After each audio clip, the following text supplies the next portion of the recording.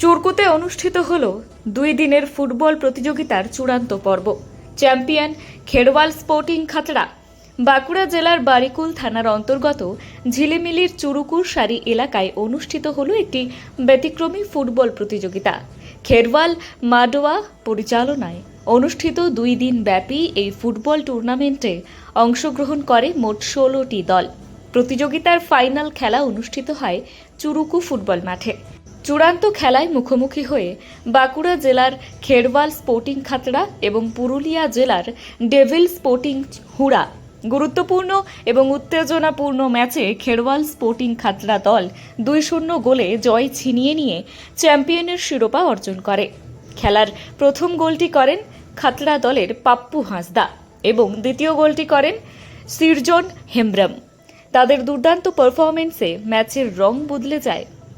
ফাইনালে man of the match নির্বাচিত হন পাপ্পু হাঁসদা এবং ম্যান অব দ্য সিরিজ নির্বাচিত হন শেরমা হেমব্রম।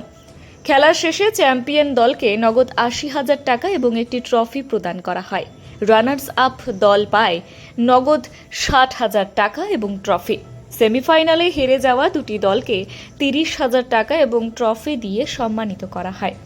পুরো টুর্নামেন্ট পরিচালনায় ছিলেন অভিজিৎ ঘটক, বুদ্ধদেব কিস্কু, অভিজিৎ কুম্ভকার, বাবলু হেমব্রম এবং কার্বন কিস্কু।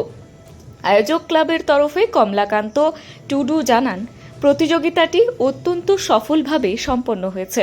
বৃষ্টির মাঝেও মাঠে ছিল উপচে পড়া দর্শক। গ্রামবাসীদের উৎসাহ এবং সমর্থনে ফুটবল প্রেমীদের মধ্যে সৃষ্টি হয় উৎসবমুখর পরিবেশ।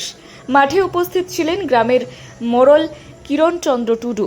এই ধরনের উদ্যোগ গ্রামীণ ক্রীড়াঙ্গনকে আরও সমৃদ্ধ করবে বলেই আশা করা যায়। ব্যুরো রিপোর্ট, ভয়েস বাংলা সংবাদ।